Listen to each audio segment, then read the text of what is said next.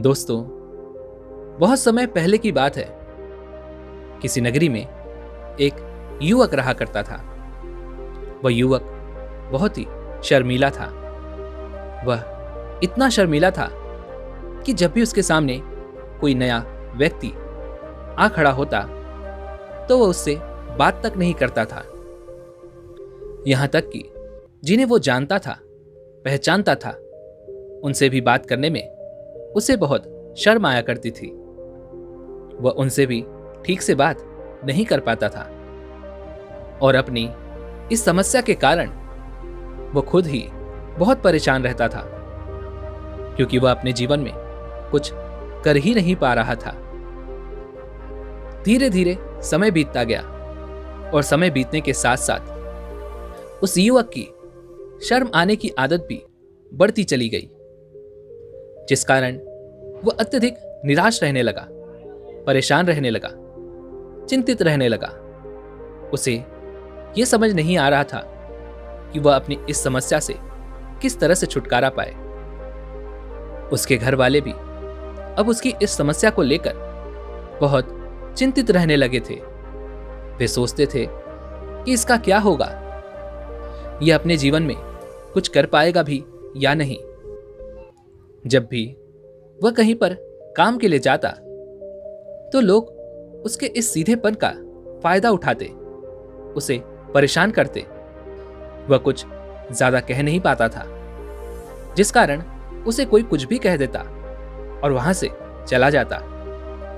इन्हीं सब कारणों की वजह से उसका मन कहीं भी किसी भी काम में नहीं लगता।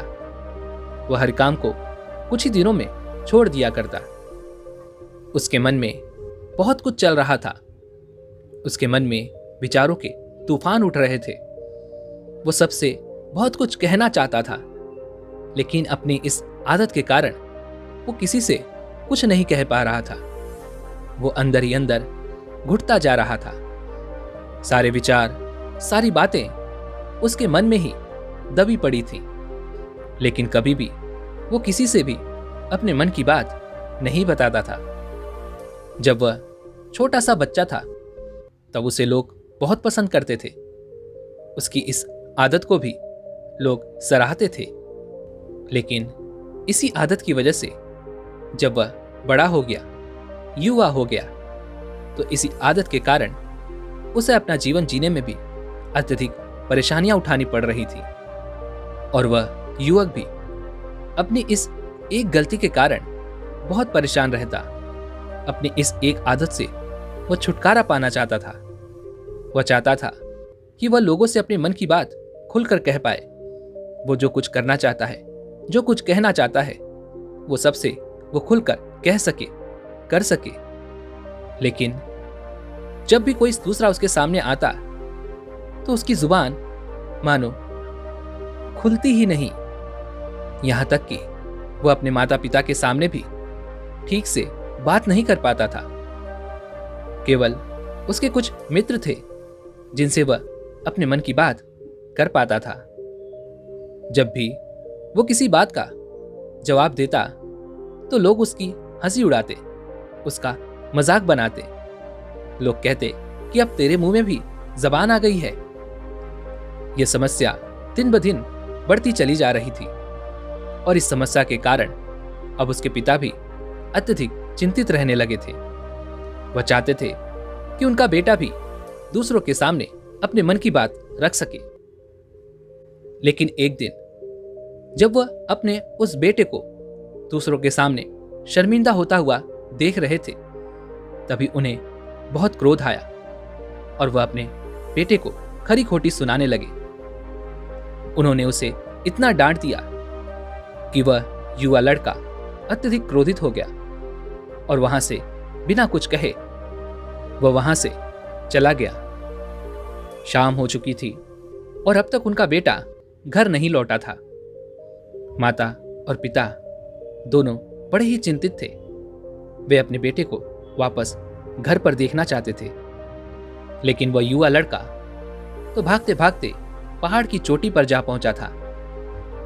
वह वहां से नीचे की ओर झांक रहा था और ईश्वर से कह रहा था, हे भगवान, आपने मुझे ऐसा क्यों बनाया? लोग मेरा मजाक उड़ाते हैं, लोग मेरा हंसी उड़ाते हैं। जब मैं इस दुनिया में अपने मन की बात रख ही नहीं सकता, मैं किसी से कुछ कह ही नहीं सकता, तो फिर मैं इस जीवन को जीकर क्या करूंगा? जब भी मैं किसी से कुछ कहने की कोशिश करता हूं तो लोग मेरा मजाक बनाते हैं, मेरी हंसी उड़ाते हैं, यहां तक कि वो मुझसे कुछ भी कहकर चले जाते हैं और मैं उनका जवाब नहीं दे पाता। ऐसा जीवन जीकर मुझे क्या मिलेगा?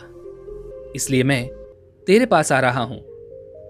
इतना कहकर जैसे ही वह युवक कूदने की तैयारी कर रहा था कि तभी पीछे से एक आवाज सुनाई पड़ी, बेटा, जान देना तो बहुत आसान है, लेकिन इस जान को तुम वापस नहीं पा सकोगे। जैसे ही यह आवाज उसके कानों में पड़ी, वह पीछे मुड़कर देखने लगा। उसने जैसे ही पीछे मुड़कर देखा, उसने पाया कि एक बौद्ध भिक्षु उसके पीछे खड़े हैं। उन्हें देखकर वो डर सा गया और अपने कदम पीछे खींच लिए और चुपचाप वहां पर खड़ा रह गया।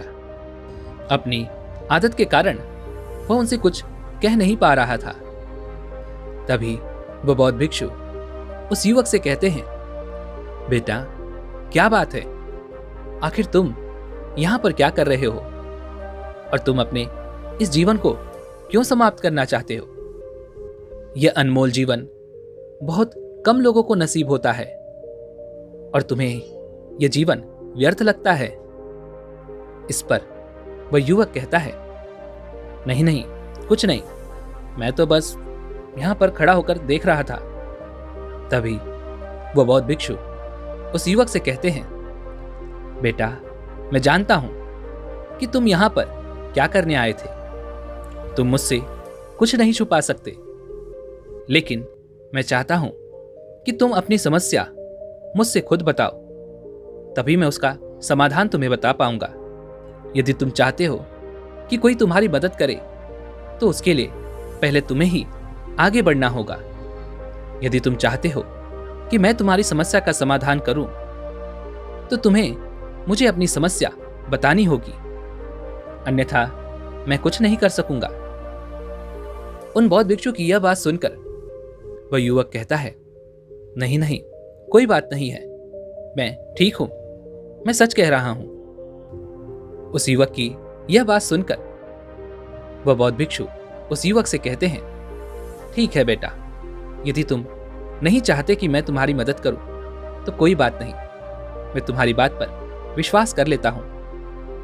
लेकिन तुम्हें भी मेरी एक बात पर विश्वास करना चाहिए कि मैं तुम्हारी मदद के लिए ही यहां पर आया हूं।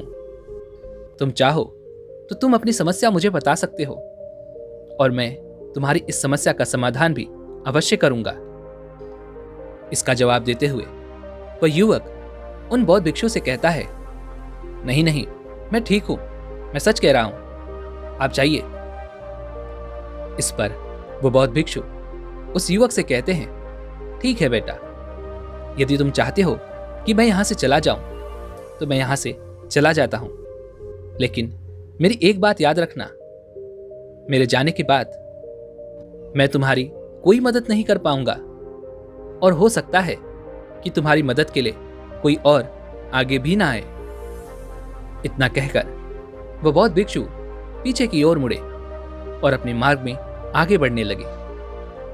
वह युवक वहीं पर खड़ा होकर यह सब देख रहा था। जैसे ही वह कुछ दूर पहुंचे, तभी उस युवक ने जोर से आवाज लगाई, हे गुरुदेव, मेरी समस्या बहुत बड़ी है, क्या आप उसका समाधान कर सकेंगे? क्या आप मुझे उसका समाधान दे सकेंगे? यह सुनकर वह बौद्ध भिक्षु वहीं पर खड़े हो गए। पीछे मुड़कर उन्होंने उस युवक की बात का जवाब देते हुए कहा, बेटा, इस दुनिया में कोई भी ऐसी समस्या नहीं है जिसका कोई समाधान ना हो। यदि तुम मुझे अपनी समस्या बताओगे तो मैं उसका समाधान अवश्य करूंगा। तभी वह युवक उन बौद्ध भिक्षु से अपनी समस्या बताते हुए कहता है, हे गुरुवर, मेरी एक बहुत बड़ी समस्या है कि मैं शर्मीला हूं, जिस कारण मैं किसी से कोई बात नहीं कर पाता। यहां तक कि मैं अपने मन की बात भी किसी को नहीं बता पाता। जब भी मैं किसी से बात करने की कोशिश करता हूं तो लोग मेरा मजाक उड़ाते हैं, मेरी हंसी उड़ाते हैं। जब भी मुझे कोई खरी खोटी सुनाता है, उल्टी सीधी बातें करता है, तो मैं उनका जवाब नहीं दे पाता। मैं लोगों की तरह चालाक बनना चाहता हूं, लोगों की तरह बातों का जवाब देना चाहता हूं, अपने मन की बात करना चाहता हूं। मैं इस दुनिया के साथ कदम से कदम मिलाकर आगे बढ़ना चाहता हूं। क्या इसका कोई समाधान है?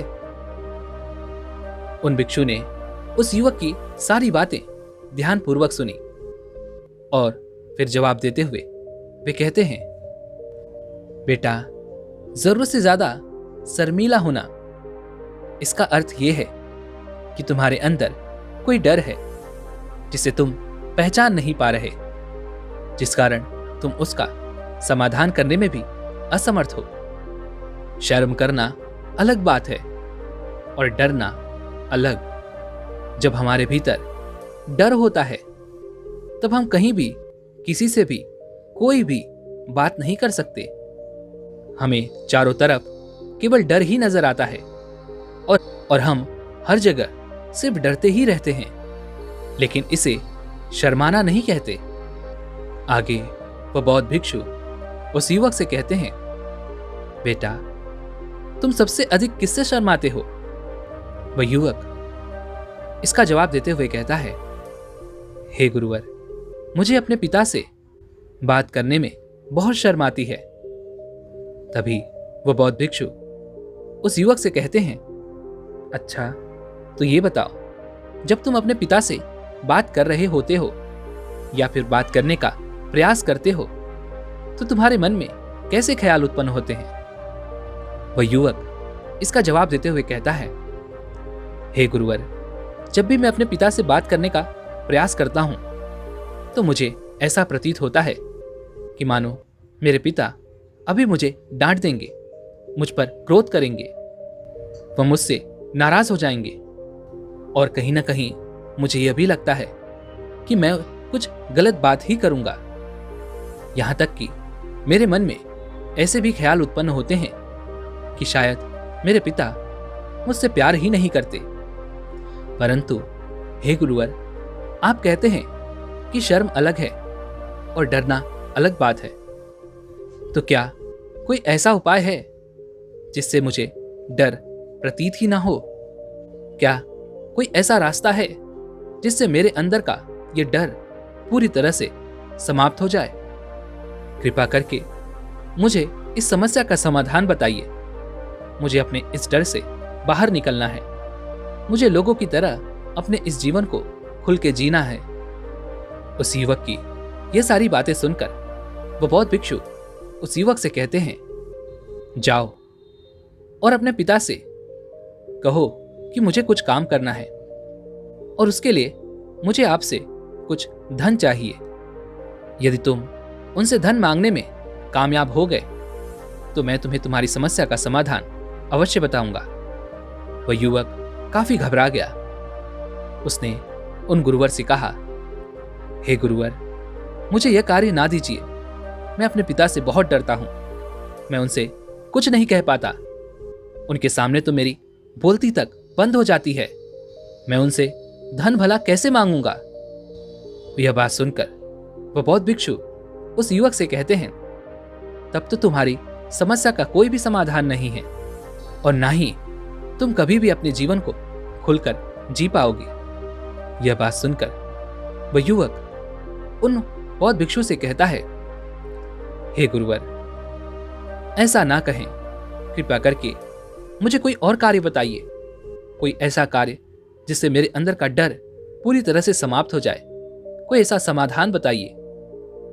इसका जवाब देते हुए वह बौद्ध भिक्षु उस युवक से कहते हैं, बेटा, यदि तुम्हें अपने अंदर के डर को समाप्त करना है तो पहले तुम्हें मेरा यह कार्य करना होगा जो मैंने तुम्हें कहा है।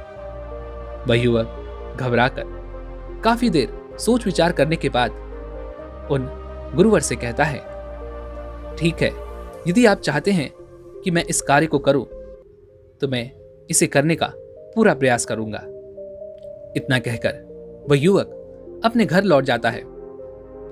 उसे देखकर उसके माता पिता बहुत खुश हो जाते हैं और वह युवक अपने पिता से डरते डरते कहता है, पिताजी, मुझे आपसे कुछ बात कहनी है। इस पर उसके पिता कहते हैं, बोलो, क्या बात है?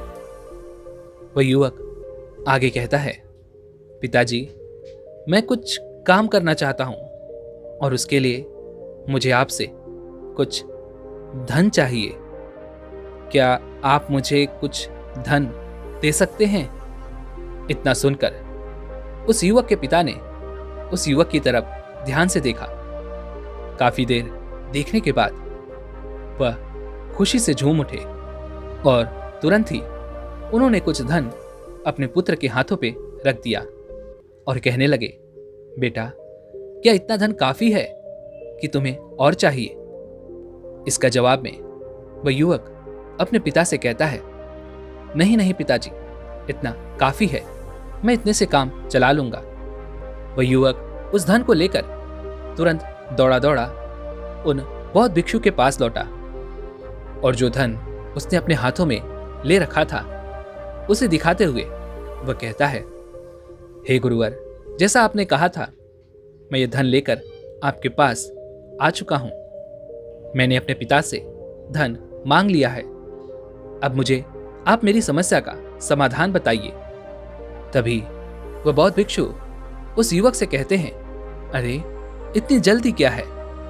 अभी तो तुम्हें मेरे लिए एक और काम करना है, तभी मैं तुम्हें तुम्हारी समस्या का समाधान बताऊंगा।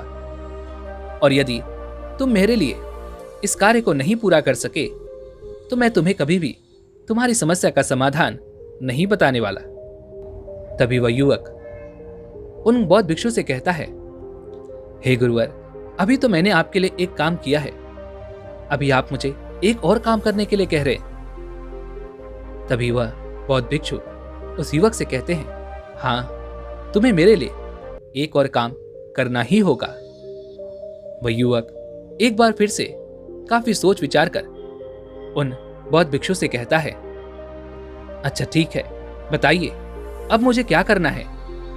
इसके जवाब में वह बौद्ध भिक्षु उस युवक से कहते हैं, जाओ और यह धन जो तुमने अपने पिता से मांग कर लाया है, इस धन को वापस अपने पिता को लौटा दो और साथ साथ ये भी कहना कि पिताजी, मैं अभी काम नहीं करना चाहता, लेकिन जब समय आएगा तो मैं आपसे यह धन वापस ले लूंगा और उससे अपना काम पूरा करूंगा। यह बात सुनकर वह युवक एक बार फिर से ऊपर से नीचे तक पूरी तरह से कांप गया। वह कहने लगा, हे गुरुवर, आप मुझे कोई और काम सौंप दीजिए, मैं उसे जरूर करूंगा। लेकिन अब यदि मैं यह धन लेकर उनके पास वापस गया तो वह मार मार कर मेरी खाल खींच लेंगे। उनका क्रोध आपने अभी तक देखा नहीं है, इसलिए हे गुरुवर, कृपया करके मुझे कोई और काम दे दें, मैं वह आपके लिए अवश्य कर दूंगा। तभी वह बौद्ध भिक्षु उस युवक से कहते हैं, बेटा, जो काम मैंने तुम्हें सौंपा है, तुम्हें उसी कार्य को पूरा करना होगा, अन्यथा तुम्हारी समस्या का समाधान मैं तुम्हें नहीं बताने वाला। काफी देर सोच विचार करने के बाद वह उन बौद्ध भिक्षु से कहता है, ठीक है गुरुवर, मैं वापस जाता हूं और यह धन लौटाकर मैं अभी आता हूं। वह तुरंत दौड़ा दौड़ा अपने पिता के पास वापस लौटा। उसने अपने पिता से कहा, पिताजी, मैं यह धन अभी नहीं लेना चाहता, अभी यह धन आप मुझसे वापस ले लीजिए। जब मुझे कोई काम पड़ेगा तो मैं आपसे यह धन वापस ले लूंगा।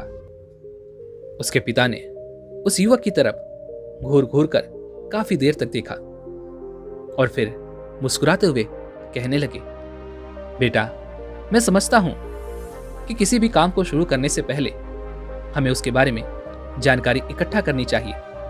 उसके बारे में समझना जरूरी है, कब, क्या, कैसे और कब तक करना है, इसके बारे में भी हमें जानकारी लेनी जरूरी है। कोई भी काम ऐसे ही नहीं शुरू किया जा सकता।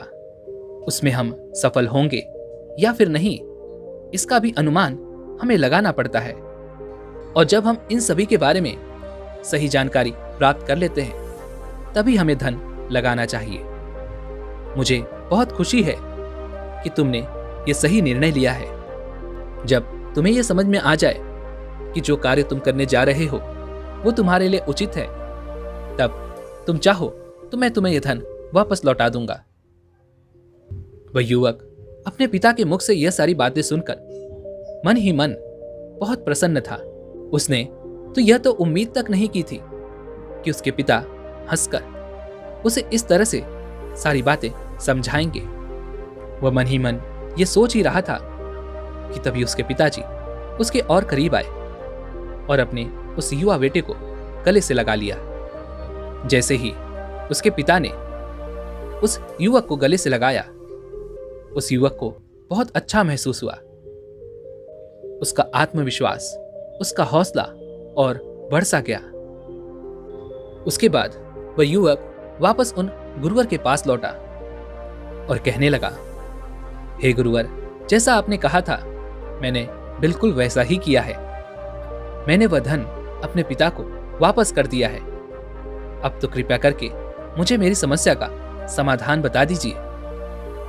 तभी वह बौद्ध भिक्षु उस युवक की तरफ देखकर मुस्कुराते हैं और उस युवक से कहते हैं, बेटा, इतनी जल्दी क्या है? अभी तो तुम्हें मेरे लिए एक और काम करना ही पड़ेगा।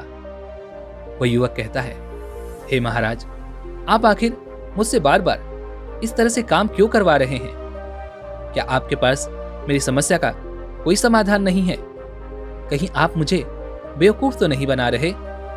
जिस तरह से लोग मुझे बेवकूफ बनाते हैं, क्या आप भी मेरे साथ वही तो नहीं कर रहे? आपने कहा जाओ अपने पिता से पैसे मांग कर लाओ। मैंने पैसे मांग कर लाए। आपने फिर कहा जाओ ये पैसे अपने पिता को लौटा कर आओ। मैंने आपके कहे अनुसार बिल्कुल वैसा ही किया और अब आप कह रहे हैं कि मैं आपके लिए एक और काम करूं? नहीं, यह मुझसे नहीं होगा। तभी वह बौद्ध भिक्षु उस युवक की तरफ देखकर मुस्कुराते हैं और कहते हैं, बेटा, बस ये आखिरी काम है और ये बहुत सरल भी है। तुम जैसे ही इस कार्य को पूरा करोगे, मैं तुम्हें वचन देता हूं कि मैं तुम्हारी समस्या का समाधान तुम्हें अवश्य बताऊंगा। इस पर वह युवक फिर से एक बार सोच विचार करता है और उन बौद्ध भिक्षु से कहता है, ठीक है, लेकिन यह आखिरी काम जो मैं आपके लिए करूंगा, बताइए मुझे क्या करना है? तभी वह बौद्ध भिक्षु एक मूर्ति निकालकर उस युवक के हाथ में थमा देते हैं। वह मूर्ति दिखने में बहुत ही साधारण सी थी, लेकिन वह बौद्ध भिक्षु उस युवक से कहते हैं, बेटा, तुम्हें इसे बाजार में ले जाना है, इसे बेचना है और इसके बदले में तुम्हें 100 सोने के सिक्के लेकर आने हैं। जब तुम यह करने में सफल हो जाओगे, तभी मैं तुम्हें तुम्हारी समस्या का समाधान तुम्हें बता पाऊंगा।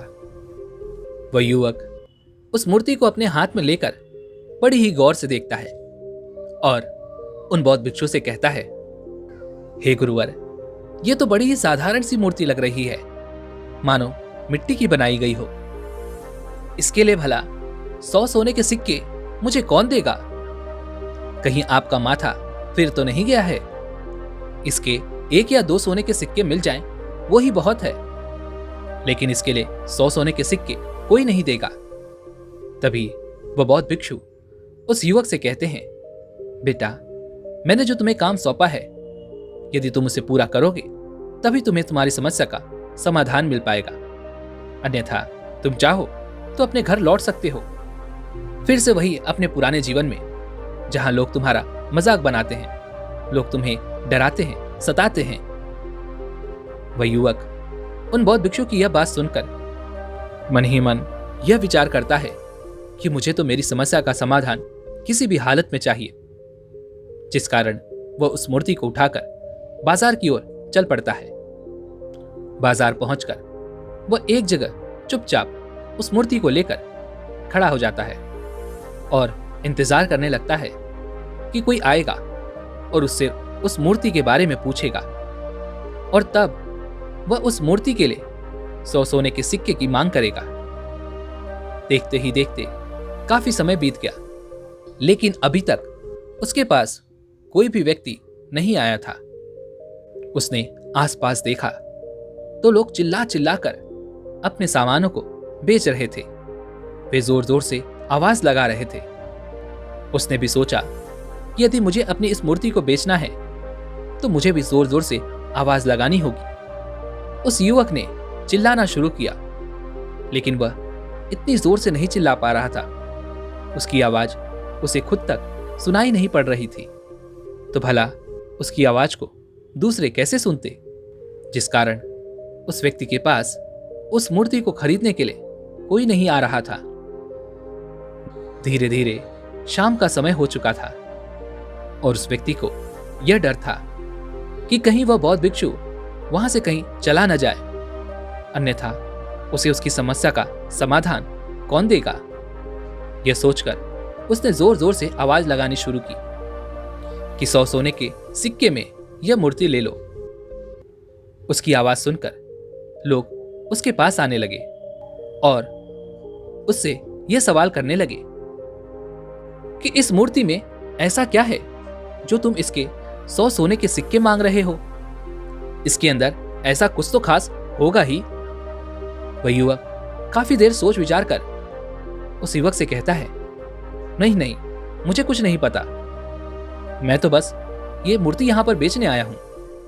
तभी उसमें से एक युवक उस युवक से कहता है, अगर ऐसी बात है तो इस मूर्ति को कोई नहीं खरीदने वाला। आखिर इस मूर्ति में ऐसा क्या खास है जिसके लिए तुम 100 सोने की सिक्के की मांग कर रहे हो। यह तो तुम्हें बताना ही पड़ेगा। धीरे धीरे कई लोग उस व्यक्ति के पास आए और सभी ने बस एक ही सवाल किया कि आखिर इस मूर्ति में ऐसा क्या खास है, ऐसी क्या बात है जिसके लिए तुम 100 सोने के सिक्के की मांग कर रहे हो। उस युवक ने कईयों से बातचीत की, उन्हें समझाने की कोशिश की, कई प्रयत्न किए, लेकिन कोई भी उस मूर्ति को 100 सोने के सिक्के देकर खरीदने के लिए तैयार नहीं था। वह निराश हो गया। उसे कुछ समझ नहीं आ रहा था कि वह क्या करे। तभी बाजार में उसने देखा कि कुछ लोग अपने सामानों की खासियत बता रहे हैं। उसे बेचने के लिए वह उसकी खास खास बातों के बारे में लोगों को समझा रहे हैं। यह देखकर उसने भी सोचा कि मुझे भी इस मूर्ति की कुछ खासियत लोगों को बतानी होगी। उसने फिर एक बार जोर जोर से आवाज लगानी शुरू की, समस्या का समाधान निकालने वाली मेरे गुरु की इकलौती मूर्ति जो इस दुनिया में केवल एक ही है। जिसके पास भी यह मूर्ति होगी उसके घर में कोई समस्या नहीं होगी। यह मूर्ति उस समस्या का समाधान तुम्हें अवश्य बताएगी। यह सुनकर लोग उसके पास पहुंचने लगे। उन लोगों ने उस मूर्ति को ध्यान से देखना शुरू किया और उस युवक से कहने लगे, क्या सच में यह मूर्ति जिसके पास होगी उसके पास कोई समस्या नहीं होगी? क्या सच में ये सभी समस्याओं का समाधान करती है? इसका जवाब देते हुए वह युवक कहता है, हाँ हाँ, ये सभी समस्याओं का समाधान कर देती है। यदि आप इस मूर्ति को ले जाते हैं, आपके घर में कोई भी समस्या होगी तो उसका समाधान ये आपको अवश्य बताएगी। चाहे कोई भी समस्या हो, कैसी भी समस्या हो, कैसी भी परिस्थिति हो, आपको इसका समाधान अवश्य मिलेगा।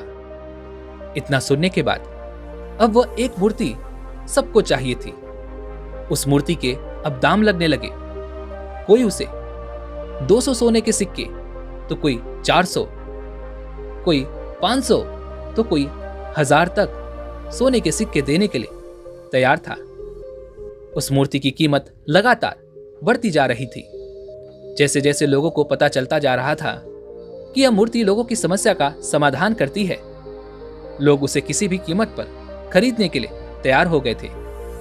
अब वह युवक भी आत्मविश्वास के साथ और जोरों से चिल्ला रहा था, लोगों को उस मूर्ति के बारे में समझा रहा था, बता रहा था। अब उसके मन में कोई डर नहीं था। वह लोगों को उस मूर्ति के बारे में पूरे आत्मविश्वास के साथ बेहिचक के साथ बिना घबराए उस मूर्ति की खासियत बताने में लगा हुआ था, जिस कारण लोग उस पर भरोसा कर रहे थे और वह भरोसा लोगों की नजरों में नजर भी आ रहा था जैसे जैसे अंधेरा होता गया। लेकिन लोगों की भीड़ मानो कम होने का नाम ही नहीं ले रही थी। लोग बड़ी तादाद में उस मूर्ति के बारे में जानना चाहते थे, उस मूर्ति को खरीदना चाहते थे। लेकिन तभी उस युवक ने जोर से आवाज लगाई कि मुझे क्षमा करें, यह मेरे गुरु की मूर्ति है और मैं इसे बेचना नहीं चाहता। इतना कहकर वह युवक उस मूर्ति को लेकर वापस खाली हाथ लौट आया और उन गुरुवर के पास पहुंचा और उन गुरुवर से कहने लगा, हे गुरुदेव, आपका बहुत बहुत धन्यवाद। इस मूर्ति ने मेरी समस्या का समाधान कर दिया। मुझे समझ में आ गया कि मेरी क्या समस्या थी। हालांकि मैं इसे बेचकर सोने के सिक्के तो आपके लिए नहीं ला पाया, लेकिन मुझे मेरी समस्या का समाधान अवश्य मिल गया। आपका बहुत बहुत धन्यवाद। इस बात को सुनकर वो बौद्ध भिक्षु उस युवक से कहते हैं, बेटा, मैंने तुम्हारी समस्या का समाधान नहीं किया है, तुमने तो खुद ही अपनी समस्या का समाधान किया। अपनी समस्या तुमने खुद ही सुलझाई है। तुम्हारे मन में हजारों सवाल थे, मैं ये करूंगा तो लोग क्या कहेंगे, मेरे बारे में क्या सोचेंगे, यदि मैं अपना मुंह खोलूंगा तो लोग मेरे ऊपर हंसेंगे, यदि मैंने मुंह खोला तो मैं कुछ गलत ही करूंगा। ऐसे कई सारे विचार तुम्हारे मन में थे, ऐसे कई सारे डर तुमने अपने मन में पाल रखे थे। लेकिन जब इस मूर्ति के बेचने के दौरान तुमने उन सैकड़ों लोगों का सामना किया, उनके सामने खुलकर अपनी बात रखी, उनके सामने खुलकर वो कहा जो तुम्हें कहना चाहिए था, तो तुम्हारे मन का डर खुद ब खुद समाप्त हो गया। जिसे तुम शर्माना कहते थे वो अपने आप ही तुम्हारे भीतर से कहीं गायब हो गया। वह युवक अपने गुरु की यह बात सुनकर अपने गुरुवर से कहता है, हे गुरुवर, आप सही कहते हैं। आपने आज मेरे मन में वो विश्वास जगा दिया है जिससे मैं अब अपने जीवन में कुछ भी हासिल कर सकता हूं। आपका बहुत बहुत धन्यवाद। इतना कहकर वह युवक वापस अपने घर की ओर लौट गया। दोस्तों, हम भी अपने जीवन में कुछ ऐसी ही गलतियां करते हैं। हम अपने आप को पहचानना नहीं चाहते। हम दूसरों की नजर से अपने आप को देखते हैं। हम ये सोचते हैं कि अगर हमने ये किया तो लोग हमारे बारे में क्या सोचेंगे, क्या कहेंगे, यदि मैं गलत हुआ तो लोग मेरे ऊपर हंसेंगे। ऐसे कई सारे विचार हमारे मन में पनपते रहते हैं, जिसके कारण हम हमेशा डर में जीते हैं। लेकिन दोस्तों, जिस दिन आपने अपने डर का सामना कर लिया, उस दिन के बाद आप कभी भी किसी भी चीज से नहीं डरेंगे, ना ही आपको शर्म आएगी। और जब आपके भीतर का वह डर हमेशा के लिए समाप्त हो जाएगा, तो आप अपने जीवन में जो भी कुछ करना चाहते हैं, जो भी कुछ पाना चाहते हैं, उसका रास्ता आपके लिए पूरी तरह से साफ हो जाएगा और आप अपने मार्ग पर तेजी से आगे की ओर बढ़ने में सक्षम भी हो जाएंगे। इसलिए लोग क्या कहते हैं, क्या कहेंगे, ये सब छोड़ दीजिए और खुद पर विश्वास कीजिए, क्योंकि आप ही हैं जो अपने इस डर का सामना कर सकते हैं। दोस्तों, उम्मीद है कि आपने आज की इस वीडियो से जरूर कुछ न कुछ सीखा होगा। तो आज की इस वीडियो को लाइक और अपने दोस्तों के साथ शेयर करना ना भूलें और हमें ऐसे ही सपोर्ट करने के लिए चैनल को सब्सक्राइब और घंटी बटन को भी जरूर दबा दें। चलिए मिलते हैं इस एक और वीडियो में, तब तक के लिए अपना ख्याल रखें। धन्यवाद।